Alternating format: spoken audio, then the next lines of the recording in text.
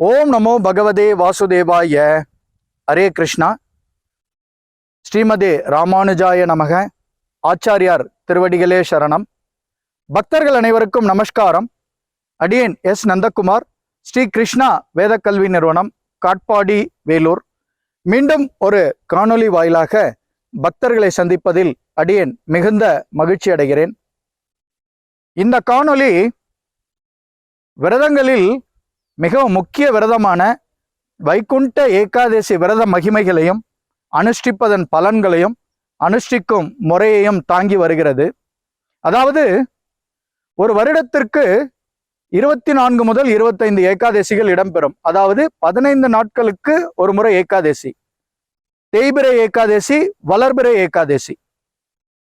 அந்த வகையிலே மார்கழி மாதத்திலே வரும் வளர்பிறை ஏகாதசி தான் வைகுண்ட ஏகாதசி.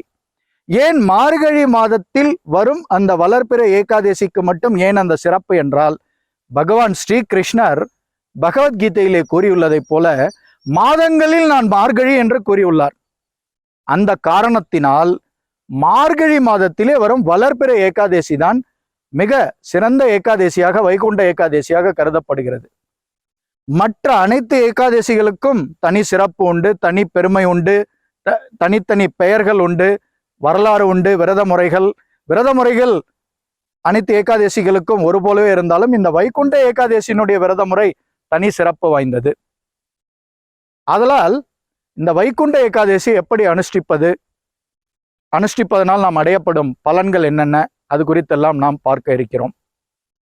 இந்த வருடம் வைகுண்ட ஏகாதசி அனுஷ்டிக்கப்படும் நாள் 10/1/2025 வெள்ளிக்கிழமை. அன்றைய தினம் வைகுண்ட ஏகாதசி அனுஷ்டிக்கப்படுகிறது. பக்தி பாடல்களை பாடலாம். பகவானுடைய அருமை பெருமைகள், பகவானுடைய லீலைகளை உபன்யாசங்கள் வழியாக கேட்கலாம். குழந்தைகள் முதல் பெரியோர்கள் வரை அனைவரும் இரவு முழுவதும் கண்விழித்து பகவானுடைய நாம சங்கீர்த்தனத்தில் பங்கேற்று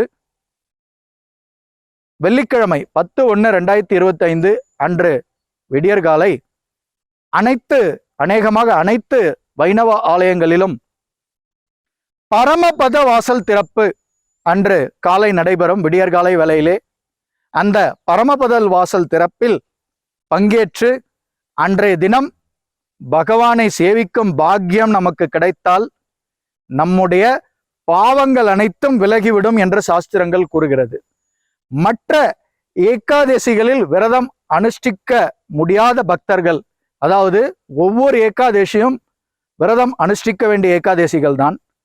ஆனால் ஏனைய ஏகாதசிகளில் விரதம் அனுஷ்டிக்க முடியாதவர்கள் இந்த வைகுண்ட ஏகாதசி அந்த நன்னாளிலாவது விரதம் இருந்து அன்று அந்த பரமபதல் வாசல் திறப்பிலே அவர்கள் பங்கேற்று பகவானை சேவித்தால் அவர்களுடைய பாவங்கள் எல்லாம் விலகப் பெறும், பிறவி பயனை அடைவார்கள். பிறப்பு இறப்பு என்னும் இந்த சக்கரத்திலிருந்து விடுபட்டு நிரந்தர இருப்பிடமாகிய, அதாவது பகவானுடைய இருப்பிடமான கோலோக்க விருந்தாவனம் என்று அழைக்கப்படும் வைகுண்டத்தை அந்த ஆத்மா சென்றடையும் என்று சாஸ்திரங்கள் கூறுகின்றன. அதனால் தான் இந்த வைகுண்ட ஏகாதசி மிக மிக முக்கியமான ஏகாதசி. இது ஸ்ரீரங்கத்திலே பூலோக்க வைகுண்டம் என்று அழைக்கப்படும் ஸ்ரீ வைணவத்தின் முதல் ஸ்தலமான திவ்ய தேசமான ஸ்ரீரங்கத்திலே 21 நாட்கள் இந்த விழா கொண்டாடப்படும். வைகுண்ட ஏகாதசி விழா.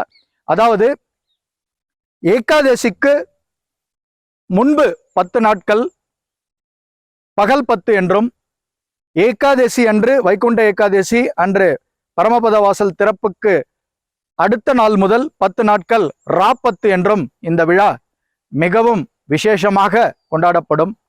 திருமலை திருப்பதியிலேயே கூட வைகுண்ட துவார தரிசனம் மிகவும் சிறப்பாக நடைபெறும். ஏனைய அனைத்து வைணவ ஆலயங்களிலும், சென்னை மாநகரிலே உள்ள ஸ்ரீ பார்த்தசாரதி பெருமாள் திருக்கோயிலிலும் அந்த திவ்ய தேசத்திலும் இந்த விழா மிக விசேஷமாக வைகுண்ட ஏகாதசி கொண்டாடப்படும்.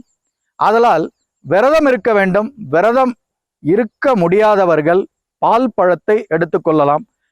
ஆதலால் இந்த வைகுண்ட ஏகாதசி விரதத்தை அனைவரும் அனுஷ்டித்து தங்களது பாவ கர்மங்களை தொலைத்து புண்ணிய கர்மங்களை சேர்த்து பகவானுடைய திருக்கமல பாதங்களிலே சரணாகதி அடைந்து அன்றைய தினம் ஒரு உறுதிமொழியாக அதை ஏற்று நாம் சரணடைய வேண்டியது பகவானுடைய திருக்கமல பாதத்தில் தான். நீங்கள் பகவானிடம் சரணடையாவிட்டால் வேறு யாரோ ஒருவரிடம் சரணடைய வேண்டியது இருக்கும்.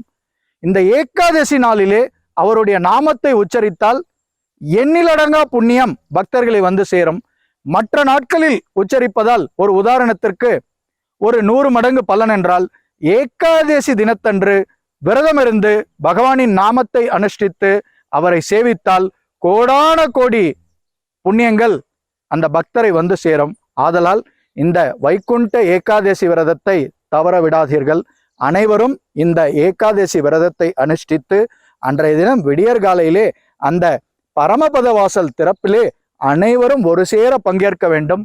பகவானுக்கு மிகவும் உகந்ததான துளசி அன்றைய தினம் பகவானுக்கு சாற்றுவதற்கு நீங்கள் உங்களால் முடிந்த கைங்கரியத்தை துளசி இலை பகவானுக்கு நீங்கள் சமர்ப்பிக்கலாம்.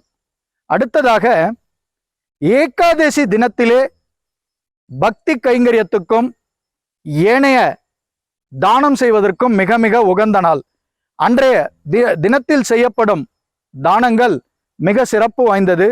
குறிப்பாக பாகவதர்களுக்கு, பக்தி கைங்கரியத்திற்கும் பாகவதர்களுக்கும் நீங்கள் அன்றைய தினம் ஏதாவது உதவி செய்யின், அது பண உதவியோ பொருள் உதவியோ அடியார்களுக்கு என்னென்ன விருப்பமோ அந்த வகையிலே செய்யலாம்.